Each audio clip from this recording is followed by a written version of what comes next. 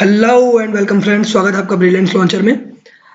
आज की इस वीडियो में हम लोग डिस्कस करेंगे क्लास 9th के chapter number 4 structure of atom के कुछ इंपॉर्टेंट क्वेश्चंस और उसके सॉल्यूशंस। ठीक है, ये कुछ ऐसे क्वेश्चंस सेलेक्ट किए गए हैं जो कि तुम्हारे चैप्टर को कंप्लीट करने के बाद आप इसको एक रिवीजन टाइप का ले सकते हो। ठीक है, इस वीडियो में हम लोग इस चैप्टर नंबर 4 का साइंस का, है ना, जो कि केमिस्ट्री का पोर्शन है आपका, इसमें से कुछ इंपॉर्टेंट क्वेश्चंस हम लोग निकाल के डिस्कस करेंगे। ठीक है, इस क्वेश्चन को करने के बाद आपको ये पता लग जाएगा एटलीस्ट कि आपका जो चैप्टर आपने कंप्लीट किया है वो आपके लिए कितना कंप्लीट हुआ है, यानी कि आपको उतना आता है कि नहीं आता है जो एग्जाम में आ सकता है। ठीक है, तो चलो बिना टाइम वेस्ट किए आगे बढ़ते हैं। अपना आज का सबसे पहला टॉपिक रहेगा मल्टीपल चॉइस क्वेश्चन से अपन स्टार्ट करेंगे। ठीक है, तो अपना सबसे पहला मल्टीपल चॉइस क्वेश्चन है, Rutherford alpha particle scattering experiment led to the discovery of. अच्छा, रदरफोर्ड ने जो अल्फा पार्टिकल के साथ में स्कैटरिंग एक्सपेरिमेंट जो किया था, वो आपको याद है एक्सपेरिमेंट? गोल्ड फॉइल लिया था उसने, उस गोल्ड फॉइल को अरेंज किया था, फिर उसमें से उसने अल्फा रेज यानी अल्फा पार्टिकल्स को क्या किया था, बीम ऑफ अल्फा पार्टिकल्स को यानी रेज ऑफ अल्फा पार्टिकल्स को क्या किया था, उसने स्कैटर कराया था, उसमें स्ट्राइक कराया था। तो उससे उसको कुछ कुछ ऑब्जर्वेशन मिले थे। कितने ऑब्जर्वेशन मिले थे? उसने 3 चीजें ऑब्जर्व की थी यहाँ से। सबसे पहली चीज कि काफी सारी रेज यानी most of the alpha particles और most of the alpha rays, ठीक है, पास्ड अनडिफ्लेक्टेड यानी कि बिना किसी डिफ्लेक्शन के सीधा सीधा वो रे पास हो गई थी। ठीक है, बिना किसी डिफ्लेक्शन के वो रे सीधा सीधा पास हो गई। ठीक है, ये पहला ऑब्जर्वेशन था। अच्छा, इस ऑब्जर्वेशन से उसने क्या कंक्लूड किया? उसने यहां से कंक्लूजन निकाला कि जो एटम होता है उसमें काफी सारा स्पेस जो होता है वो एम्प्टी होता है यानी खाली होता है, तभी तो वो सीधा सीधा निकल गया ना। अगर वो स्पेस जो है वो भरा रहता तो क्या वो सीधा सीधा निकल पाता? नहीं निकल पाता। तो इसका मतलब ये हुआ कि वो जो था स्पेस वहां पर वो खाली था, तभी बहुत सारी रेस सीधा सीधा निकल गई। दूसरा ऑब्जर्वेशन उसको क्या मिला? उसने देखा कि जो अल्फा रेज उसने छोड़ी उसमें से बहुत सारी तो अनडिफ्लेक्टेड निकल गई, लेकिन उनमें से कुछ रेज ऐसी थी जो छोटे छोटे एंगल से बेंड हुई, थोड़े थोड़े एंगल से, लाइक दिस, है ना। यहाँ पर जैसे अगर मैं आपको अच्छा वाला स्ट्रक्चर बनाऊं, मान के चलो ये एक एटम में बना देता हूँ, है ना, ये रेस सीधा निकल जा रही है और ये रे थोड़ी सी क्या हो गई, डिफ्लेक्ट हो गई, यानी छोटे छोटे एंगल से डिफ्लेक्शन हो रहा है, छोटे छोटे एंगल से, है ना। तो ये ऑब्जर्व किया था उसने कि कुछ रेज ऐसी भी थी जो स्मॉल एंगल से बेंड हो गई थी। ठीक है, स्मॉल एंगल से बेंड हो गई थी। अच्छा, तो अब इसका क्या कंक्लूजन निकलेगा? इसका कंक्लूजन उसने ये निकाला क्योंकि अल्फा रे जो थी, इन अल्फा पार्टिकल जो होती है उसके पास कैरिड होता है पॉजिटिव चार्ज, क्योंकि अल्फा रे पॉजिटिव चार्ज रे है। ठीक है, तो पॉजिटिव चार्ज को धक्का कौन दे सकता है? कौन ऐसा चार्ज है जो पॉजिटिव को रिपेल कर सकता है? तो ऑब्वियसली पॉजिटिव चार्ज, क्योंकि हम लोगों को वो कॉन्सेप्ट पता है, लाइक रिपेल्स लाइक, है ना, लाइक रिपेल्स लाइक, ये वाला कॉन्सेप्ट हम लोग को पता है, लाइक रिपेल्स लाइक। मतलब कि अगर कोई पॉजिटिव चार्ज प्रेजेंट है तो उसको रिपल्शन प्रोवाइड करेगा दूसरा पॉजिटिव चार्ज, अगर कोई नेगेटिव चार्ज प्रेजेंट है तो उसको रिपल्शन प्रोवाइड करेगा दूसरा नेगेटिव चार्ज। लेकिन अगर एक पॉजिटिव चार्ज और एक नेगेटिव चार्ज है तो इसमें रिपल्शन नहीं होगा, इसमें फिर अट्रैक्शन होगा। ठीक है, याद रखना इस चीज को। तो क्योंकि इसमें छोटे एंगल से बेंडिंग हुआ था, इसका मतलब इसमें कहीं ना कहीं पर छोटा पॉजिटिव चार्ज प्रेजेंट था। ठीक है, ठीक। नेक्स्ट, तीसरा कंक्लूजन उसने ये निकाला था कि ऑलमोस्ट 10,000 अल्फा रेज उसने छोड़ी थी। कितनी छोड़ी थी? ऑलमोस्ट 10,000 यानी 10,000 अल्फा रे उसने छोड़ा था। तो उसमें से उसने ऑब्जर्व किया कि मात्र एक रे ऐसी थी जो जिस रास्ते में गई उसी रास्ते वापस, यानी टोटल डिफ्लेक्शन 180 डिग्री का, जिस रास्ते गई वो रे वो पूरा 180 डिग्री रिफ्लेक्ट हो गया और वो उसी रास्ते वापस आ गई। ये ऐसा कितने के साथ हुआ था? 1 आउट ऑफ 10,000, 10,000 रे में मात्र एक रे ऐसी थी जो सीधा जाके वापस।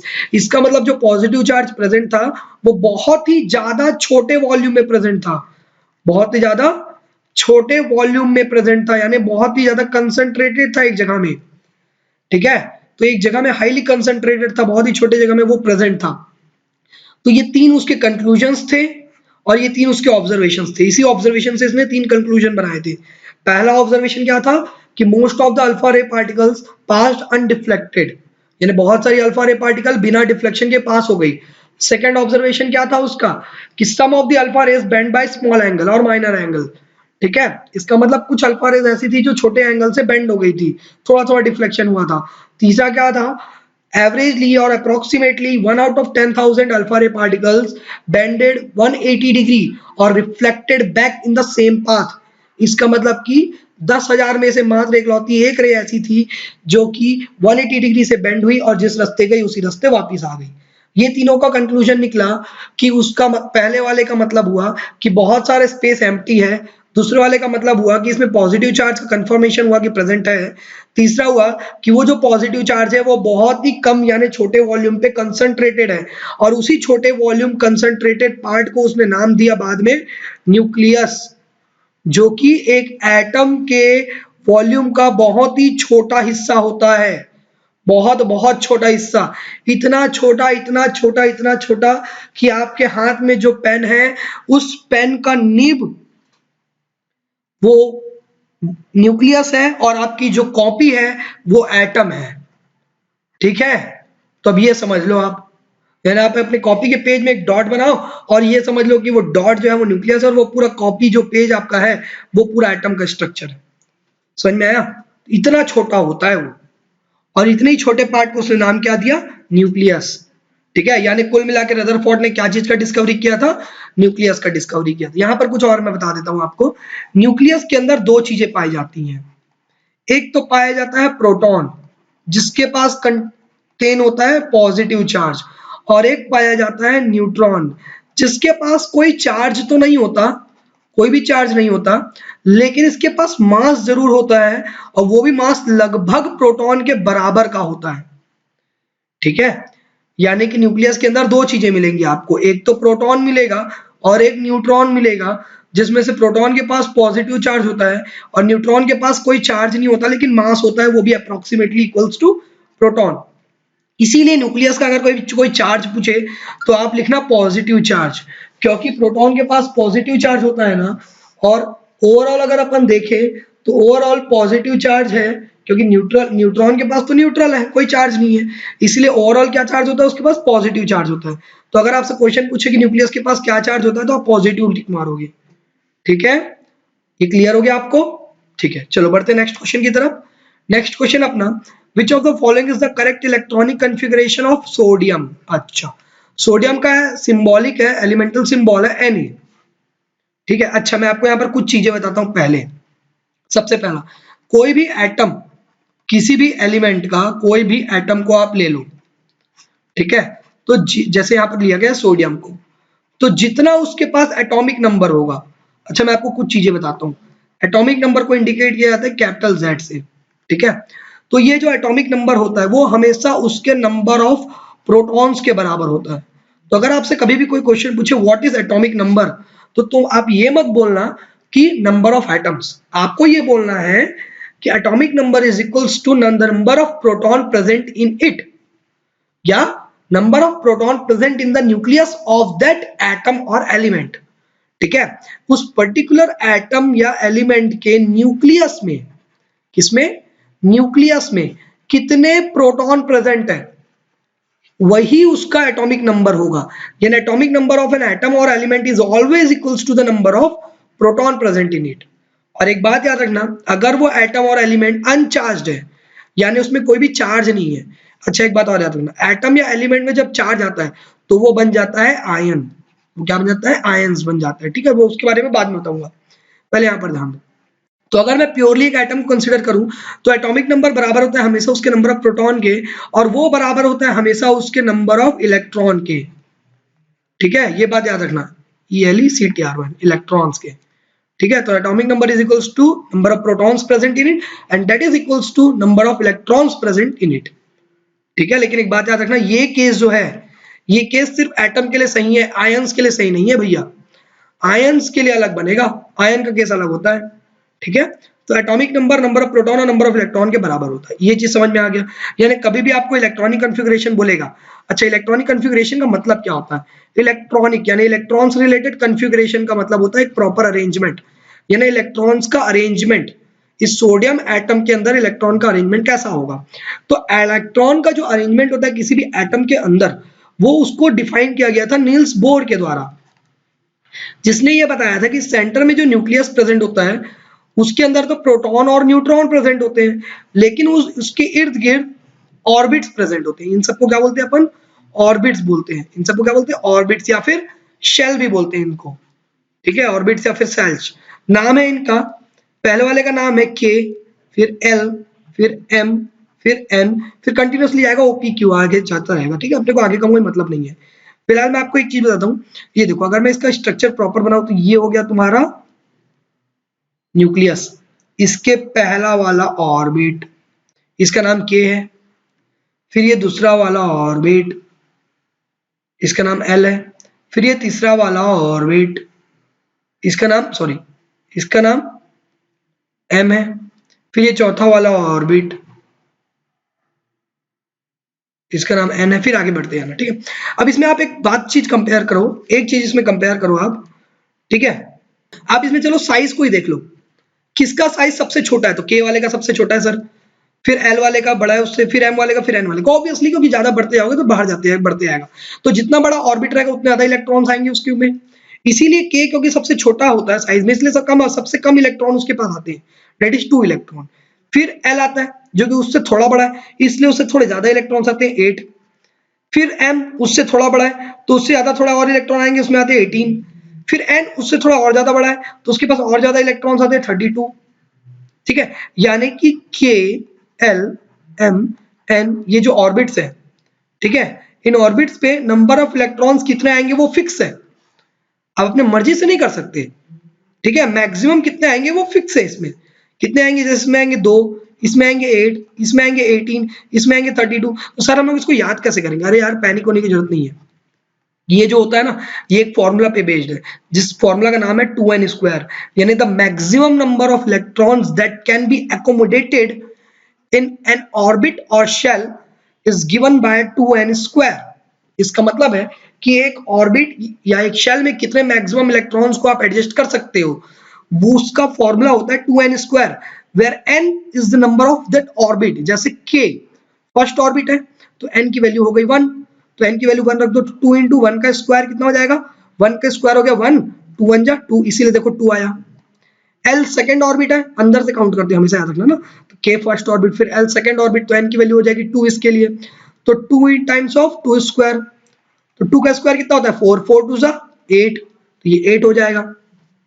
नेक्स्ट जैसे एन थर्ड ऑर्बिट है उसके लिए, तो एन की वैल्यू यहाँ पर 3 हो जाएगी, तो 2 टाइम्स ऑफ 3 का स्क्वायर, 3 का स्क्वायर हो गया 9, 9 2 जा 18, ठीक है। फिर एन के लिए ले लेते हैं, एन के लिए हो जाएगा 4, तो 2 टाइम्स ऑफ 4 स्क्वायर, 4 का स्क्वायर हो गया 16, 16 टू जा 32, देखो 32 आ गया। अरे ये तो बढ़िया है, अरे वेट करो बेटा, अभी बढ़िया नहीं, अभी मजा आएगा। अब देखो, अभी इधर सुनो, ये मैक्सिमम नंबर ऑफ इलेक्ट्रॉन्स है जो इस ऑर्बिट में हैंडल कर सकते हैं, ठीक है। लेकिन हम लोग कभी भी इलेक्ट्रॉनिक कॉन्फ़िगरेशन लिखते हैं तो मैक्सिमम के हिसाब से नहीं लिखते, हम लोग लिखते हैं कॉमन के हिसाब से, यानी कि मिनिमम के हिसाब से। तो देखो के, एल, एम और एन, इसमें मैक्सिमम इलेक्ट्रॉन्स आ सकते हैं 2, 8, 18 और 32, ठीक है ये। लेकिन इसमें हम लोग जब इलेक्ट्रॉनिक कॉन्फ़िगरेशन लिखेंगे तो हम लोग यहाँ पर इसको मैक्सिमम के हिसाब से नहीं लिखेंगे, ये मैक्सिमम है जो कि गिवन है 2n स्क्वायर फॉर्मूले से, हम लोग इसको दूसरे तरीके से लिखेंगे। अच्छा, लेकिन उस दूसरे तरीके को समझने से पहले मेरे को एक क्वेश्चन बताओ आप। देखो, आपको लेट अस सपोज आप गए अपने पापा के पास, ठीक है, आप अपने पापा के पास गए कि पापा पापा पापा पापा मेरे को ना 500 रुपए चाहिए, मेरे को क्या करना है, कॉपी खरीदनी है, या फिर जो भी आपको, पापा मेरे को 500 रुपए चाहिए, मेरे को बाहर जाना खाने के लिए, या मेरे को आज दोस्तों के साथ पार्टी करना है, जो भी आपने 500 रुपये मांगा। आपके पापा बोले बेटा 500 रुपए का कौन पार्टी करता है, ये 10 रुपए ले ले, जा पार्टी कर ले। तो 10 रुपए में कुछ होगा क्या, आजकल के जमाने में 10 रुपए में कुछ नहीं होने वाला, दिक्कत ये है। तो आप बोलोगे मन में कि अरे यार पापा मैं 500 मांग रहा था, कम से कम आप 100 तो दो मेरे को, तब तो मेरा कुछ हो पाएगा। आप ऐसा बोलोगे ना कि पापा आपको 10 रुपए, 500 मांगे 10 दे रहे हैं, तो 10 रुपए में कुछ हो पाएगा, नहीं हो पाएगा। तो आप मन में सोचोगे यार कम से कम 100 रुपए तो देते, ऐसा वाला। तो वही चीज जो कम से कम आपका रिक्वायरमेंट है, उसी के हिसाब से इलेक्ट्रॉन भी भरता है। के का मैक्सिमम रिक्वायरमेंट 2 है। अच्छा एक बात बताओ मेरे को, अगर आप कभी गए पापा के पास, पापा पापा 10 रुपए दो मेरे को, पेन लेनी है, तो पापा 10 रुपए दे देंगे, हाँ दे देंगे। ठीक है, फिर गए पापा के पास, पापा पापा मेरे को 50 रुपए चाहिए, मेरे को ना आज एक मेला घूमने जाना है। ठीक है, तो पापा 50 रुपए भी दे देंगे। अब गए पापा के पास, पापा पापा मेरे को 500 रुपए चाहिए, मेरे को दोस्तों के साथ पार्टी करने जाना है। तो पापा बोलेंगे 500 रुपए तो नहीं बेटा, ले पकड़ 50 रुपए लेके जा।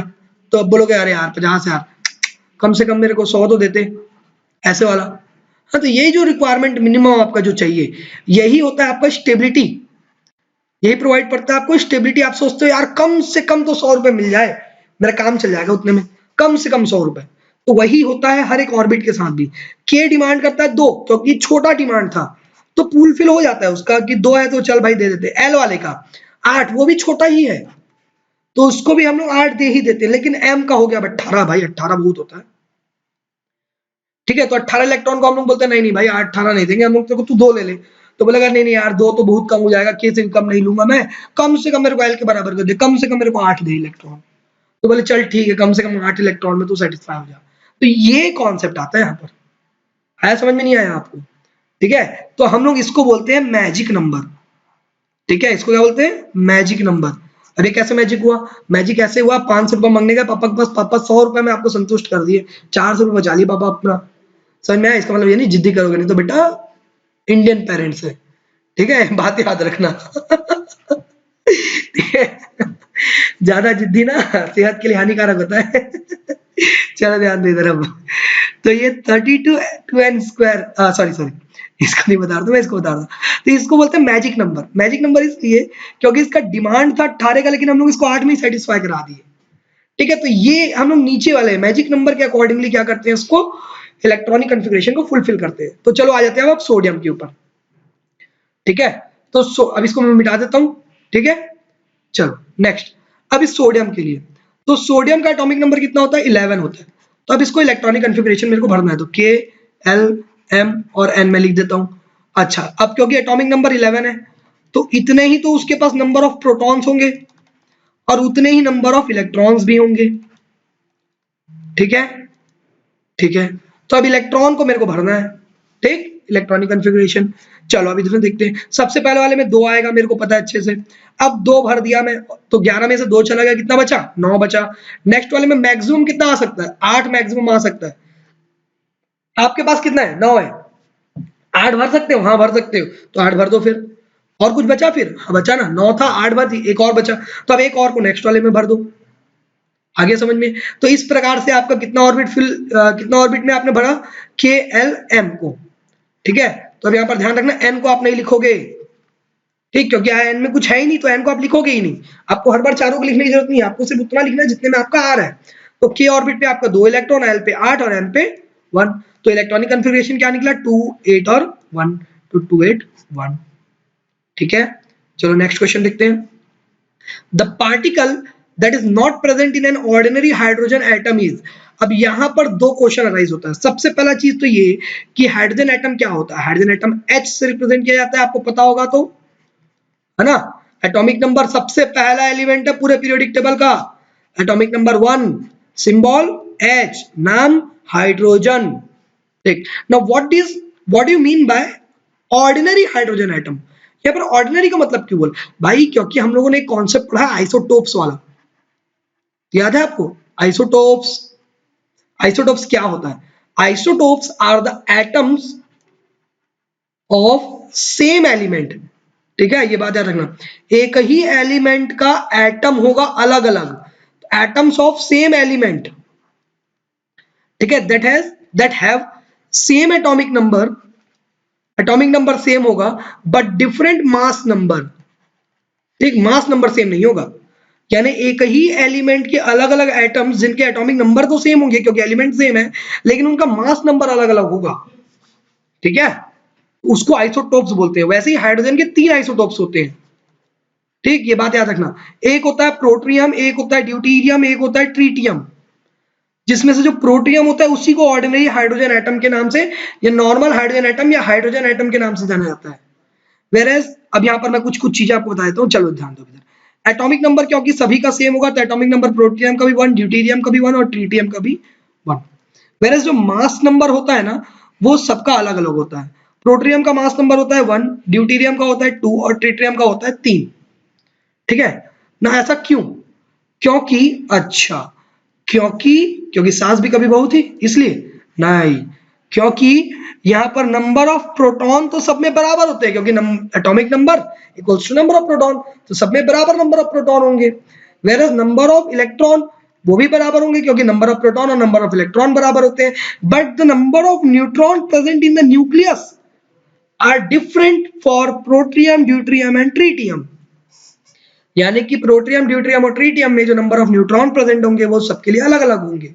ठीक है, जैसे कि प्रोटियम के लिए देखते हैं, तो मास नंबर का फॉर्मूला होता है, आपको मैं पहले बता दूं, ए का मतलब होता है mass number, mass number, mass number. ठीक, मास नंबर को ए से रिप्रेजेंट करते हैं, जैसे एटॉमिक नंबर को जेड से रिप्रेजेंट करते हैं, वैसे मास नंबर को ए से रिप्रेजेंट करते हैं। अच्छा, मास नंबर का फॉर्मूला होता है atomic number plus number of neutron. अब यहां पर ध्यान देना, क्योंकि एटॉमिक नंबर और नंबर ऑफ प्रोटॉन के बराबर भी होता है, इसलिए number of proton plus number of neutron भी बोला जा सकता है। ठीक है, अब क्योंकि एक सिंपल एटम के लिए नंबर ऑफ प्रोटॉन और नंबर ऑफ इलेक्ट्रॉन भी बराबर होता है, इसलिए कभी कभी पर्टिकुलर केसेस में number of electron plus number of neutron भी बोल सकते हो, लेकिन कुछ केस में, हर जगह नहीं, हर जगह आप ये दो को बोल सकते हो। ठीक है, तो ये तीसरा वाला मैं वैलिड नहीं बोलूंगा, तो मैं इसको मत बोलना।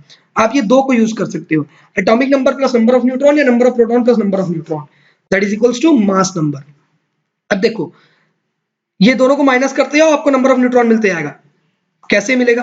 अरे भैया देखो, यहां से अगर नंबर ऑफ न्यूट्रॉन मेरे को निकालना है तो मैं कैसे करूंगा, यहां से निकालना, मान के चलो ये वाले से नंबर ऑफ न्यूट्रॉन निकालना है, तो ए माइनस जेड हो जाएगा, प्लस जेड उधर चला गया तो माइनस जेड, तो ए माइनस जेड करूंगा तो नंबर ऑफ न्यूट्रॉन मिल जाएगा। ए मतलब mass number, 1 minus 1 0, 2 minus 1 1, 3 minus 1 2।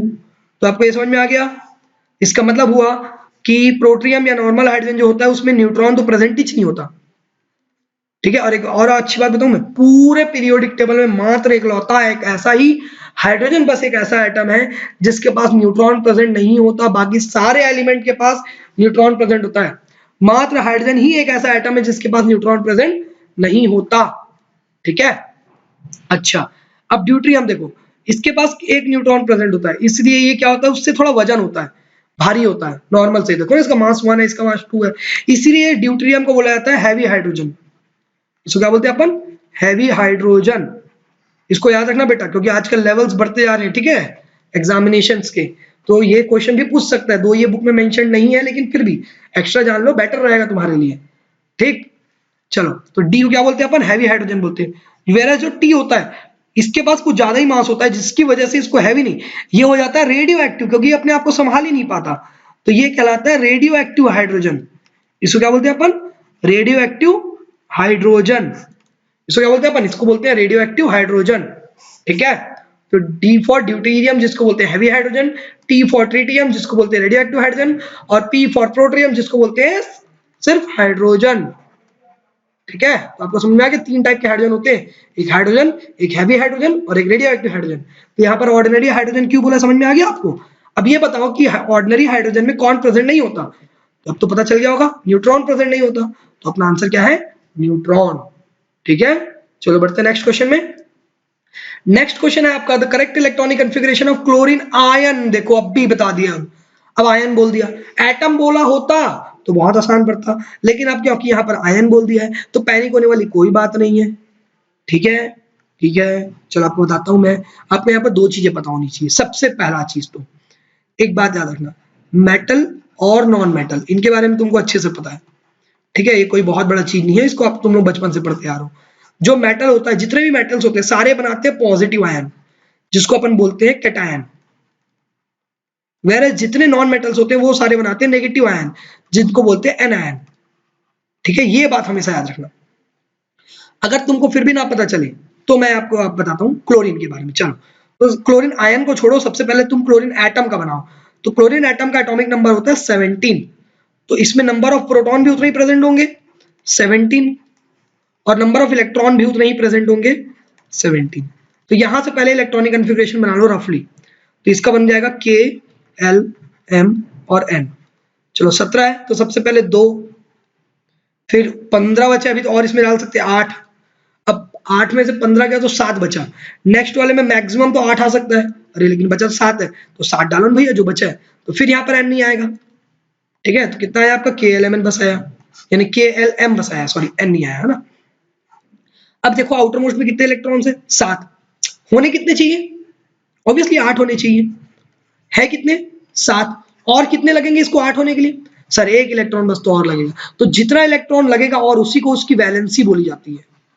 ठीक है, उसी को उसकी क्या बोलते हैं, वैलेंसी। किसी भी एटम को आउटर मोस्ट कन्फिग्रेशन यानी आउटर मोस्ट शेल में कंप्लीट इलेक्ट्रॉन रखने के लिए कितने इलेक्ट्रॉन की और जरूरत पड़ेगी, उसी को उसकी वैलेंसी बोलते हैं। जैसे इसके आउटर मोस्ट में 7 है, इसको 8 होना चाहिए था, और कितने लगेंगे 1, तो इसकी वैलेंसी कितनी हुई, 1 हुई, है समझ में। तो उस वैलेंसी को उसकी सेटिस्फाई करा दो और वो एटम कन्वर्ट हो जाएगा फिर आयन में। आया समझ में, नहीं आया, यानी कि देखो इसको 7 है, होना कितना चाहिए, 8 होना चाहिए, तो एक इसको और दे दो, पहले चलो दे दो।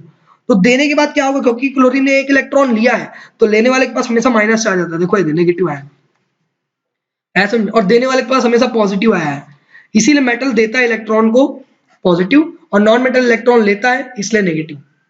ठीक है, तो यहाँ पर क्लोरीन क्या कर रहा है, इलेक्ट्रॉन ले रहा है, इसलिए क्लोरीन का आयन बनेगा जो Cl माइनस बनेगा। अब क्योंकि इसने 1 इलेक्ट्रॉन ले लिया तो इसका कॉन्फ़िगरेशन क्या हो जाएगा, 2 8, और 7 जो था क्योंकि 1 ले लिया तो 8 हो गया, तो 288 इसका आंसर होगा। तो देखो कौन सा ऑप्शन में 288 है, सी ऑप्शन में, तो 288। ठीक है, आगे समझ में, यानी जिसको जितना का भी जरूरत है उसको उसका कर्मकांड कर दो, करने के बाद जो बनेगा वही उसका आयन होगा। ठीक है, जैसे अगर यहीं पर क्लोरीन आयन की जगह बोला होता सोडियम आयन, यहां पर क्लोरीन आयन क्या बना होता, सोडियम आयन, तो सोडियम का सिंबल होता है Na, एटॉमिक नंबर होता है 11, तो चलो इसका इलेक्ट्रॉनिक कॉन्फ़िगरेशन आ जाएगा 281। अब इसके आउटर मोस्ट में 1 इलेक्ट्रॉन है, अब होने कितने चाहिए, सर 8 होने चाहिए, तो 8 के लिए और कितने लगेंगे, 7 लगेंगे, तो इसकी वैलेंसी कितनी हुई, फिर तो 7 हो गई, तो ना ना बाबा, देखो इधर इसमें क्या होता है ना कि आपको मिनिमम नंबर को देखना है, यानी कि अब देखो आउटर मोस्ट में 1 है, होना 8 चाहिए, तो 7 लेना आसान है कि 1 देना, क्योंकि 7 लेके भी 8 बन सकता है और एक दे देगा तो ये पूरा गायब, तो आखिर में तो 8 ही बचा ना। तो 7 लेना आसान है कि 1 देना आसान है, ऑब्वियसली 1 देना आसान है, तो इसीलिए यहां पर इसकी वैलेंसी हो जाती है 1। और एक बात हमेशा याद रखना, वैलेंसी में कभी भी प्लस और माइनस नहीं लिखा था, जैसे यहाँ पर भी मैं बोला 1 इलेक्ट्रॉन लेगा, ना कि मैंने ये नहीं बोला कि वैलेंसी उसकी, मैंने यहाँ पर देखो बताया वैलेंसी 1 होगी, मैंने ये नहीं बोला -1 होगी कि +1 होगी, क्योंकि वैलेंसी कभी प्लस माइनस नहीं होता, ये बात याद रखना। ठीक है, तो इसकी भी वैलेंसी 1 होगी, इसकी भी वैलेंसी 1 होगी, वो आपको समझना है कि वो प्लस 1 दे रहा है कि 1 ले रहा है, वैलेंसी तो 1 ही होगी। ठीक, तो यहाँ पर सोडियम आयन की जो वैलेंसी होगी वो कितनी होगी, 1 होगी, क्योंकि यहाँ पर ये 1 देगा। अच्छा, तो 1 दे दो, 1 निकाल दो उससे, तो जो बनेगा ना वो बनेगा सोडियम का आयन, और क्योंकि उसने दिया है इसलिए Na+ आयन, तो अगर Na+ आयन का इलेक्ट्रॉनिक कॉन्फ़िगरेशन लिखूंगा तो 1 था वो दे दिया, तो हटा दो, बचा क्या 28, तो ये इसका इलेक्ट्रॉनिक कॉन्फ़िगरेशन होता है। आगे समझ में आपको, चलो बढ़ते हैं नेक्स्ट क्वेश्चन की तरफ। नेक्स्ट क्वेश्चन अपना question number 5, atomic number of sodium is 11, वो तो पता है भैया अपने को, and its mass number is 23। अच्छा देखो, एटॉमिक नंबर दिया हुआ है 11, मास नंबर दिया हुआ है 23, मेरे को यहाँ पर पूछ रहा है neutron proton, proton electron, electron neutron, electron neutron. चलो तो यहाँ पर आप मेरे को बताओ, अगर उसका एटॉमिक नंबर 11 है तो उसके पास नंबर ऑफ प्रोटॉन्स कितने होंगे, ऑब्वियसली 11 होंगे sir, very good.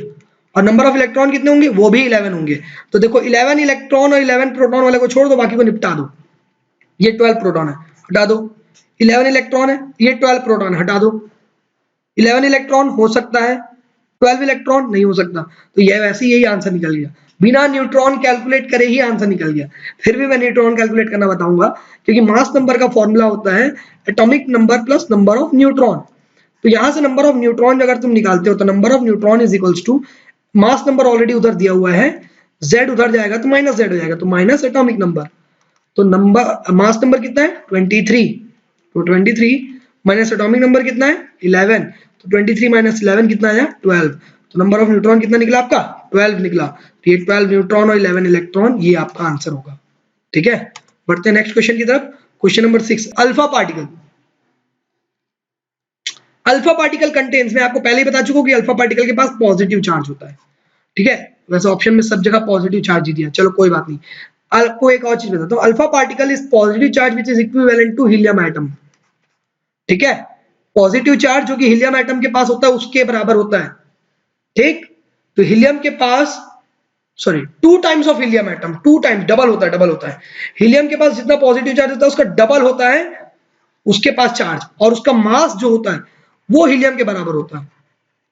Mass is equals to helium atom और charge is equals to 2 times of helium. तो हीलियम के पास 2 पॉजिटिव चार्ज होते हैं, तो 2 टाइम्स ऑफ 2 पॉजिटिव चार्ज यानी हो गया 4 पॉजिटिव चार्ज। तो 4 पॉजिटिव होगा, एक यहाँ पर है, एक यहाँ पर है, बाकी 2 निपटा दो। इसके पास और मास किसके बराबर होगा, हीलियम का। हीलियम का मास कितना होता है, 2 यूनिट, तो 2 यूनिट उसका मास होगा। यहाँ पर कुछ नहीं दिया है, हटा दो। तो फिर मास के बारे में कुछ लिखा ही नहीं है, इसको एग्जांपल में ले लो, एंड 1 मास यूनिट। ठीक है, 1 मास यूनिट, तो ये नहीं होगा, ये आंसर होगा अपना, होगा 4 पॉजिटिव चार्ज और 2 मास यूनिट। नेक्स्ट क्वेश्चन देखते हैं, the electron present in the outermost shell are called. Outermost shell में कौन के जो इलेक्ट्रॉन प्रेजेंट होता है, आउटरमोस्ट शेल किसको बोलते हैं? अरे जो एटम, जैसे ये देखो, ये न्यूक्लियस बना हुआ है, इस न्यूक्लियस में प्रोटॉन और न्यूट्रॉन प्रेजेंट है, ये पहला ऑर्बिट के हो गया, एल हो गया, एम हो गया, लेट अस सपोज यहाँ पर एम आखिरी है, तो ये जो आउटर मोस्ट ऑर्बिट होगा इसी को आउटर मोस्ट ऑर्बिट बोलते हैं। ठीक है, या आउटर मोस्ट शेल बोलते हैं। ठीक, जो सबसे आखिरी में ऑर्बिट या सेल प्रेजेंट होता है उसी को आउटर मोस्ट ऑर्बिट या आउटर मोस्ट शेल बोलते हैं। इसको और भी किसी नाम से जाना जाता है, इसको बोलते हैं वैलेंस शेल। इसको क्या बोलते हैं अपन, वैलेंस शेल या वैलेंस ऑर्बिट। ठीक है, वैलेंस शेल या फिर वैलेंस ऑर्बिट बोलते हैं इसको। क्लियर हुआ? अच्छा, एक बात और याद रखना, इस वैलेंस शेल या वैलेंस ऑर्बिट में जो जितने इलेक्ट्रॉन प्रेजेंट होते हैं, ठीक है, जो इलेक्ट्रॉन प्रेजेंट होते हैं इस वैलेंस शेल और वैलेंस ऑर्बिट में, उस इलेक्ट्रॉन को बोला जाता है वैलेंस इलेक्ट्रॉन। उस इलेक्ट्रॉन क्या बोलते हैं अपन, वैलेंस इलेक्ट्रॉन। और एक अच्छी चीज बताता हूं, एक अच्छी चीज हमेशा याद रखना कि यही वैलेंस इलेक्ट्रॉन हमेशा पार्टिसिपेट करता है। किस चीज में पार्टिसिपेट करता है भाई, टेंशन मत लो, तुम्हारे एनुअल फंक्शन में नहीं करेगा। ठीक है, तो वैलेंस इलेक्ट्रॉन पार्टिसिपेट करता है बॉन्ड बनाने में। ठीक है, जब एटम्स मिलकर, सबको पता है कि एटम्स मिलकर क्या बनाते हैं, एटम्स मिलकर बनाते हैं मॉलिक्यूल्स। ठीक है, एटम्स मिलकर क्या बनाते हैं, मॉलिक्यूल्स बनाते हैं। तो ये जो एटम्स मिलकर मॉलिक्यूल्स बनाते हैं ना, तो यही एटम्स जो मिलकर मॉलिक्यूल्स बनाते हैं, तो कैसे बनाते हैं, तो बीच में इनके बनता है बॉन्ड। ठीक है, और वही बॉन्ड को बनाने के लिए कौन से इलेक्ट्रॉन पार्टिसिपेट करते हैं, वैलेंस इलेक्ट्रॉन। अंदर वाले कोई काम के नहीं, वैलेंस इलेक्ट्रॉन ही बस पार्टिसिपेट करते हैं, बात को याद रखना। तो जो इलेक्ट्रॉन आउटर मोस्ट ऑर्बिट में प्रेजेंट होता है उसको क्या बोलते हैं, वैलेंस इलेक्ट्रॉन बोलते हैं। ठीक है, नेक्स्ट क्वेश्चन, द न्यूक्लियॉन्स। अच्छा, न्यूक्लियॉन्स किसको बोलते हैं, न्यूक्लियॉन्स आर द सब्सटेंसेस और the sub atomic particle present inside nucleus. Nucleus के अंदर जो चीज प्रेजेंट होता है उसी को न्यूक्लियॉन्स बोलते हैं। तो न्यूक्लियस के अंदर क्या प्रेजेंट होता है, ऑब्वियसली प्रोटॉन और न्यूट्रॉन प्रेजेंट होता है, तो इसीलिए उसको क्या बोलते हैं, न्यूक्लियॉन्स बोलते हैं। नेक्स्ट, जो सबसे पहला मॉडल था एटम का वो कौन दिया था, वो दिया था हमारा जे थॉमसन बाबा। ठीक है, जे थॉमसन बाबा ने हमको दिया था क्या, एटम का सबसे पहला मॉडल। किससे कंपेयर किया था भैया, गर्मी के दिन में खाते हैं तरबूज, वाटरमेलन। और किससे कंपेयर किया था, कंपेयर किया था चॉकलेट पुडिंग या फिर प्लम पुडिंग, जो भी बोल लो आप। ठीक है, तो उसके साथ उसने कंपेयर किया था। अच्छा, मैं वाटरमेलन वाले को बताता हूँ। लेट अस सपोज ये वाटरमेलन है, इसको बीज से ऐसा काट दो तो आपको कुछ ऐसा दिखेगा सरफेस। तो इसमें प्रेजेंट होते थे काले काले बीज। ठीक है, और प्रेजेंट होते हैं इसके अंदर लाल लाल लाल लाल खाने लायक पार्ट। तो ये जो लाल लाल खाने लायक पार्ट होता है ये इसने बोला था प्रोटॉन। ठीक है, और जो ये काले काले पार्ट हैं जो बीज हैं उसको उसने बोला था इलेक्ट्रॉन। ठीक, तो प्रोटॉन था लाल लाल वाला खाने वाला चीज, और जो काला काला बीज था उसको उसने बोला था इलेक्ट्रॉन, जिसमें से इलेक्ट्रॉन के पास नेगेटिव चार्ज होता है और प्रोटॉन के पास पॉजिटिव चार्ज होता है। ठीक, ये उसने बताया था। तो ये कौन दिया था पहला स्ट्रक्चर, जे थॉमसन। एक बात और याद रखना, जे थॉमसन ने न्यूट्रॉन के बारे में कोई भी डिस्कशन नहीं किया था। इवन इसने ये बोला था कि इलेक्ट्रॉन जो होता है वो प्रोटॉन में, यानी जो लाल खाने लायक पार्ट उसके अंदर फंसा हुआ रहता है, जिसको उसने वर्ड यूज किया था एम्बेडेड। एम्बेडेड का मतलब होता है फंसा हुआ या धसा हुआ।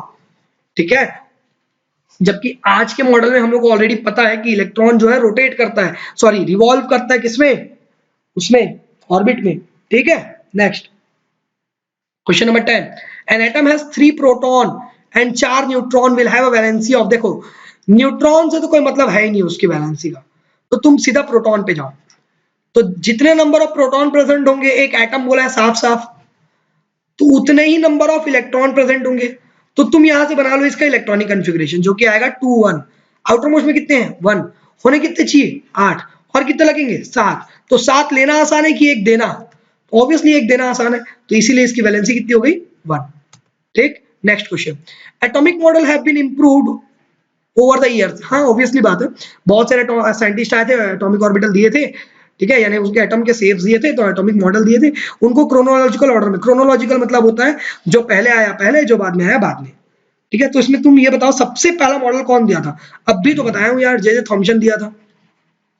तो सबसे पहले 2 आएगा, तो 2 जहां पर नहीं है यहाँ पर काट दो और यहाँ पर काट दो, बी या सी में से होगा। अच्छा, थॉमसन के बाद आया था रदरफोर्ड, ठीक है, जिसने क्या दिया था, वो अल्फा पार्टिकल स्कैटरिंग एक्सपेरिमेंट किया था, याद है ना, ठीक है। हाँ, तो सेकंड के बाद आएगा 1, यानी सेकंड के बाद आएगा 1, और उसके बाद आया था Bohr's atomic model, need bore, जो कि अभी भी चल रहा है, ठीक है। तो ये थर्ड वाला सही है। Next, which of the following are true for an element. अच्छा, atomic number is equals to number of proton, yes, but not plus, तो ये गलत हो गया। Mass number is equals to number of proton plus number of neutron, yes, ये बता चुका हूं मैं, mass number is equals to number of proton plus number of neutron, ये मैं 1000 बार बता चुका हूं आपको इसको। और atomic mass is equals to number of proton है, मास का तो बारी बात की नहीं की है, कुछ भी हटा दो। Atomic number is equals to number of proton, yes, that is equals to number of electron, yes. तो 2 और 4 सही होगा अपना, यानी डी सही हुआ। ठीक, next question, very short answer type पे आ जाते हैं। सबसे पहला सब सॉरी विच सब atomic particle is absent in ordinary hydrogen atom, अभी तो बताया था न्यूट्रॉन। ठीक, नेक्स्ट, जेम्स चैटिंग ने डिस्कवर किया था एक सब एटॉमिक पार्टिकल, उसको बड़े ही प्यार से बोला जाता है न्यूट्रॉन, ये बात याद रखना। जेम्स चैडविक यानी जे चैडविक ने डिस्कवर किया था न्यूट्रॉन को, ठीक है, जिसके पास कोई चार्ज नहीं होता, हाँ नहीं होता, और मास नियरली इक्वल होता है प्रोटॉन के, मैं बता चुका हूँ। उस पार्टिकल का नामकरण करो और उसका लोकेशन बताओ, तो नाम तो मिल गया न्यूट्रॉन, और कहाँ प्रेजेंट होता है, न्यूक्लियस में प्रेजेंट होता है, किसके साथ, प्रोटॉन के साथ, ठीक है। Next question, is it possible for the atom of an element to have 1 electron, क्या किसी एटम, किसी भी एलिमेंट के एटम के लिए पॉसिबल है कि उसके पास एक इलेक्ट्रॉन हो, एक प्रोटॉन हो, लेकिन न्यूट्रॉन ना हो, है, इलेक्ट्रॉन और प्रोटॉन और न्यूट्रॉन ना हो, या तो कैसे हो सकता है भाई। इफ सो, अगर ऐसा है तो उस एलिमेंट का नाम बताओ। देखो अगर ये कभी ऐसा होता है ना question, if so name the element, definitely एक एलिमेंट है जिसका ऐसा कर्मकांड है। तो हम लोग को पता है कि एक लौता एक ही एटम है पूरे पीरियोडिक टेबल में, एलिमेंट है जिसके पास न्यूट्रॉन प्रेजेंट नहीं होता, जो कि हाइड्रोजन है, और हाइड्रोजन के पास एक इलेक्ट्रॉन और एक प्रोटॉन होता है, ऑब्वियसली होता है। तो yes, it is true, but for only hydrogen atom and is represented as H। तो एलिमेंटल सिंबल हाइड्रोजन का है H। Next question, what is the charge on anode ray, अब ये क्या होता है। चलो यहाँ पर ये सेटअप बना हुआ है, मैं इसको दोबारा बना देता हूँ। चलो इसी में देख लो है, ये है डिस्चार्ज ट्यूब, ये जो दिख रहा है आपको, ये इसको बोलते हैं डिस्चार्ज ट्यूब, ग्लास का बना होता है, इसके अंदर से पूरे एयर को निकाल दिया गया था, ठीक है, वैक्यूम पंप के हेल्प से। फिर 2 टुक मेटल का रॉड लेते हैं, ये प्लेट, और इसको वायर से कनेक्ट कर देते हैं बैटरी के साथ, ठीक है, बड़ी सारी बैटरी रहती है, वैसे इधर लिए एक टुक और इधर कनेक्ट कर दिया, ठीक है। अब बैटरी से इसको जब कनेक्शन किए तो एक पॉजिटिव जाएगा एक नेगेटिव जाएगा, तो लेट अस सपोज, चलो मैं ऐसा जोड़ देता हूँ, तो ये पॉजिटिव टर्मिनल हो गया, नेगेटिव टर्मिनल हो गया, या उल्टा जोड़ दूंगा, इधर लिखा है तो चलो मैं इसको हटा देता हूँ, चलो अब इधर जोड़ दिया, तो ये जाएगा पॉजिटिव चार्ज इसके पास, और इसके पास जाएगा नेगेटिव चार्ज। तो जिस भी मेटल पीस के पास पॉजिटिव चार्ज आएगा उसको बोलते हैं अपन एनोड, और जिस भी मेटल पीस के पास नेगेटिव चार्ज आएगा उसको बोलते हैं अपन कैथोड, ठीक है। तो ये बात याद रखना, क्या एनोड और कैथोड। अब यहाँ पर ध्यान देना, ये क्योंकि चार्ज कैरिंग रॉड है, ये रॉड जो है उसमें चार्ज आ रहा है, तो चार्ज कैरिंग रॉड को बड़े प्यार से बोला जाता है इलेक्ट्रोड। क्या बोलते हैं, इलेक्ट्रोड, चार्ज कैरिंग रॉड, जो कि 2 टाइप का होता है, अगर उसके पास पॉजिटिव चार्ज हुआ तो एनोड, और नेगेटिव चार्ज हुआ तो कैथोड। तो जब इसको हम लोगों ने बैटरी से कनेक्ट किया, जो कि अप्रोक्सीमेटली 10,000 वोल्ट की बैटरी थी, तो यहाँ पर से नोटिस किया गया कि एनोड से एक ऐसा रे निकल के जा रहा है स्ट्रेटली, सीधा सीधा, ठीक है, और उसी रे को नाम दिया गया एनोड रे, क्योंकि ये एनोड से निकली थी, इसीलिए इसको नाम दिया गया एनोड रे, ठीक है। ये अभी आधा कॉन्सेप्ट है, याद रखना, ठीक है। तो ये क्योंकि पॉजिटिव टर्मिनल से निकली है, तो इसलिए इसके पास क्या चार्ज होगा, ऑब्वियसली पॉजिटिव चार्ज होगा, इसलिए एनोड रे के पास क्या चार्ज होता है, पॉजिटिव चार्ज होता है। नेक्स्ट, कौन से आइसोटोप, आइसोटोप क्या होता है मैं बता चुका हूँ, कौन से आइसोटोप को ट्रीटमेंट के लिए यूज किया जाता है for cancer, cobalt 60, very good. Cobalt 60 एक ऐसा आइसोटोप है कोबाल्ट का जिसको कि ट्रीटमेंट में यूज किया जाता है कैंसर के। कौन सा सब एटॉमिक पार्टिकल एब्सेंट होता है ऑर्डिनरी हाइड्रोजन एटम में? न्यूट्रॉन। ये काफी बार क्वेश्चन पूछ रहे हैं, मतलब काफी इंपॉर्टेंट है ये, ठीक है। Write two characteristics of canal ray. Canal ray किसको बोलते हैं? अरे यार उसी को बोलते हैं एनोड रे। एनोड रे को ही कैनल रे बोला जाता है, ठीक है, याद रखना। तो इसके दो कैरेक्टर्स बताओ। तो पहला कैरेक्टर है कि canal ray are deflected by the magnetic field in a direction opposite to that of cathode ray, ठीक है। कैथोड रे जिस तरफ से आता है उसके अपोजिट साइड में ये डिफ्लेक्ट हो जाती है, वेरी गुड। और इसके पास पॉजिटिव चार्ज होता है, वेरी गुड। तो ये दो उसकी प्रॉपर्टी हो गई। नेक्स्ट क्वेश्चन बोला है एक एलिमेंट ए है जिसकी वैलेंसी है +3, नहीं सिर्फ 3। एक एलिमेंट है +3 जानबूझ के इंडिकेट किया है ताकि आपको पता चल जाए, उसकी वैलेंसी 3 है। दूसरा एलिमेंट बी है जिसकी वैलेंसी है -2 यानी 2। इसका फॉर्मूला बताओ अगर ये कंपाउंड बनेगा तो। अच्छा, तो इसको हम लोग बोलते हैं क्रिस क्रॉस मेथड। इसको एक एक एलिमेंट को लिखो सिंबल को और उसके नीचे उसकी वैलेंसी डाल दो, ठीक है, और क्रॉस मल्टीप्लाई कर दो। तो ए में गया 2 तो ये हो गया A2, और बी में गया 3 तो ये हो गया B3। तो A2B3 इसका आंसर होगा, ठीक है। तो A2B3 ये रहा A2B3, ये इसका answer. Next, chemical formula of metal sulphate is MsO4। चलो भैया इसको ऐसे लिखते हैं MsO4। अच्छा मैं आपको पहले बता दूं तो ये जो SO4 है ना, इसको बोला जाता है पॉली एटॉमिक आयन। क्या बोलते हैं इसको? Poly atomic ion. आयन का मतलब क्या होता है? चार्ज पार्टिकल को आयंस बोलते हैं। क्या किसको बोलते हैं? Charged particle. चार्ज्ड पार्टिकल्स को बोलते हैं अपन आयंस, ठीक है। चार्ज पार्टिकल को क्या बोलते हैं अपन? आयंस बोलते हैं। कितने टाइप के चार्ज पार्टिकल होते हैं? दो टाइप के, एक पॉजिटिव चार्ज और एक negative charge. Positive charge particle को बोलते हैं कैटायन और नेगेटिव चार्ज पार्टिकल को बोलते हैं एनायन। ये तो समझ में आ गया आपको। अब देखो आयन भी बहुत सारे टाइप्स के होते हैं on the basis of number of atoms present in it. एक होता है मोनो एटॉमिक आयन, मोनोएटॉमिक। एक होता है डायएटॉमिक आयन और ट्राइएटॉमिक। फिर ऐसे आता है पॉलीएटॉमिक, ठीक है। देखो मोनोएटॉमिक का मतलब होता है जैसे Cl- Na+, इसमें सिंगल एटम के ऊपर चार्ज है। डायएटॉमिक का मतलब जैसे OH-, यहाँ पर दो एटम है O और H और दोनों के ऊपर माइनस। पॉली का मतलब जैसे SO4-2, ठीक है, या CO3-2, ठीक, या NO3-। अब ऊपर का चार्ज को -2 या माइनस होने का फर्क नहीं पड़ता, नीचे एटम कितने प्रेजेंट है उससे फर्क पड़ता है। देखो यहाँ पर 5 एटम है, 4 ऑक्सीजन के 1 सल्फर के। यहाँ पर 4 एटम है, 3 ऑक्सीजन के 1 कार्बन के। यहाँ पर भी 4 है, 3 ऑक्सीजन के 1 नाइट्रोजन के। तो ये बहुत सारे एटम के ऊपर चार्ज है, तो इसको बोलते हैं पॉलीएटॉमिक है। वैसे सल्फेट के ऊपर होता है, जो सल्फेट की पूरी ओवरऑल वैलेंसी होती है जो होती है 2, ठीक है। तो देखो M अगर SO4 के साथ कंबाइन हो रहा है विथआउट एनी, ठीक है, विथआउट एनी एटॉमिसिटी, यानी कि M के पास कोई भी नंबर यूज नहीं हुआ। जैसे इससे पहले वाले क्वेश्चन में हम लोगों ने देखा था, यहाँ पर देखो A2B3 हुआ, तो जो 2 होता है ये इसकी वैलेंसी होती है और 3 जो है वो A की वैलेंसी है। वैसे ही MsO4 में SO4 की जो होगी ये इसकी वैलेंसी होगी और M की जो भी होगी वो उसकी वैलेंसी होगी। तो SO4 का 2 होता है, ये 2 यहाँ पर क्या हो जाएगा इसकी वैलेंसी हो जाएगी, ठीक है। अभी कैसे हो रहा है जैसे देखो, अगर M2 और SO4 2 होता है, क्रॉस मल्टीप्लाई करो सर, ऐसे में तो M2 और SO4 टेकन ट्वाइस आ जाएगा। तो भैया इसमें 2 कॉमन भी तो निकालोगे, फिर तो बचेगा क्या आपका MsO4 तो बचेगा ना, तो 2 इसमें से कॉमन निकल जाएगा, ठीक है। तो M की वैलेंसी हो गई 2। क्लोराइड आया है यानी क्लोराइड के साथ, तो क्लोरीन की वैलेंसी होती है 1, ये आप निकाल लेना, क्रॉस मल्टीप्लाई कर दो तो M1 यानी MCl2, तो Cl2, तो फॉर्मूला क्या बना? MCl2, ठीक है। Next question, question number 10, define valence electron. Define कर चुका हूं already. The outermost electron or the electron present in the outermost orbit or valence orbit of an atom are known as valence electrons, ठीक है।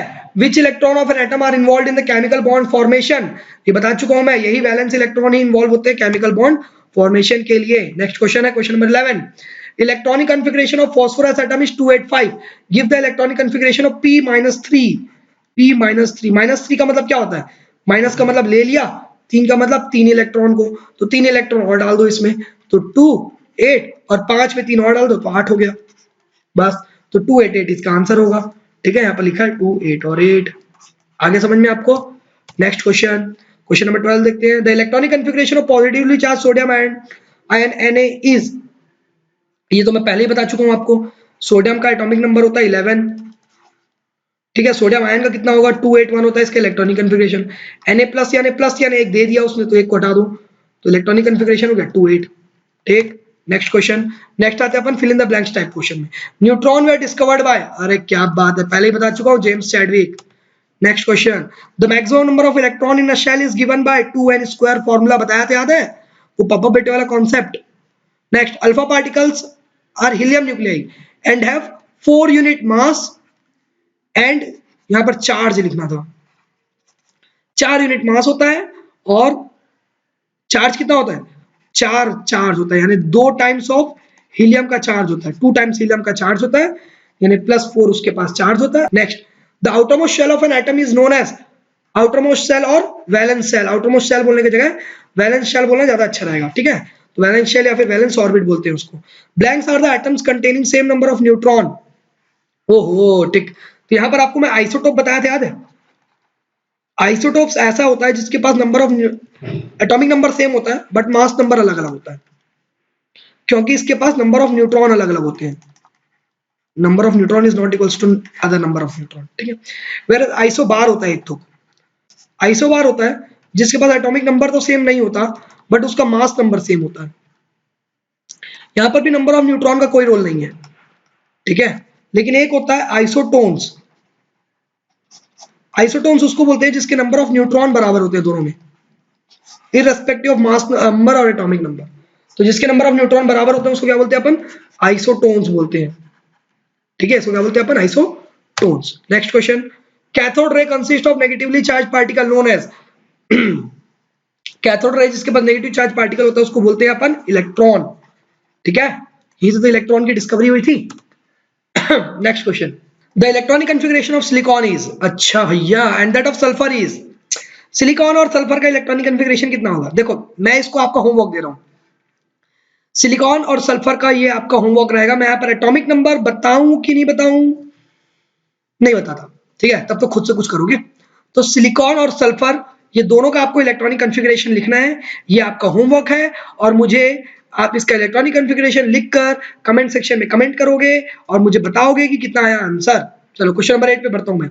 Neon और chlorine जिसका atomic number 10 और 17 है, उनकी वैलेंसीज कितनी होगी, तो इलेक्ट्रॉनिक कन्फिगरेशन लिखो, वैलेंसीज निकल जाएगी। जैसे नियॉन सिंबल होता है Ne, एटॉमिक नंबर दिया हुआ है 10, इलेक्ट्रॉनिक कन्फिगरेशन होगा 28। नेक्स्ट है क्लोरीन, एटॉमिक नंबर दिया हुआ है 17, इलेक्ट्रॉनिक कन्फिगरेशन कितना हो जाएगा इसका 28 और 1 सॉरी 287। अब उनकी वैलेंसीज निकालनी है, इसके आउटर मोस्ट में कितने हैं, 8 होने कितने चाहिए, 8 और कितने लगेंगे, अरे एक मिनट, 8 है, 8 होने चाहिए तो और क्यों लगेंगे, तो इसीलिए तो इसकी वैलेंसी 0 होगी भैया। इसके आउटर मोस्ट में कितने हैं, 7 होने कितने चाहिए, 8 और कितने लगेंगे, 1, तो वैलेंसी कितनी हुई, 1, ठीक है, ठीक है। नेक्स्ट क्वेश्चन, आइसोटोप्स के पास क्या सेम होता है भैया, एटॉमिक नंबर सेम होता है, और डिफरेंट क्या होता है, एटॉमिक मास नहीं, डिफरेंट होता है इसका मास नंबर, ठीक है, एटॉमिक मास और मास नंबर अलग अलग होता है, ये बात याद रखना। Next question, question number 10, Rutherford alpha particle scattering experiment lead to the discovery of nucleus, ठीक है। तो आई थिंक आपको आज का टॉपिक तो समझ में आ गया होगा, so thank you very much इसको देखने के लिए, और जुड़े रहिएगा हमारे यूट्यूब चैनल से। आप अपने को हमको टेलीग्राम चैनल पे भी ज्वाइन कर सकते हो और इंस्टाग्राम पे भी फॉलो कर सकते हो, ये हमारे कोचिंग का वेबसाइट है, आप इसमें भी लॉग इन कर सकते हो, इस पे भी आप देख सकते हो, हमारे वहां पर भी वीडियोस आते रहते हैं, अपडेट्स आते रहते हैं, ठीक है। अगर आपको फर्दर कोई क्वेरी हो तो ये हमारा नंबर है, इस नंबर पे आप मुझे कांटेक्ट कर सकते हो, और चाहो तो अपनी क्वेरी इसमें भी मैसेज कर सकते हो, ठीक है। और बाकी फर्दर लिंक्स आपको डिस्क्रिप्शन पे मिल जाएंगे। होपफुली आपको ये टॉपिक समझ में आ गया होगा, so thank you very much for listening it very patiently and have a nice day.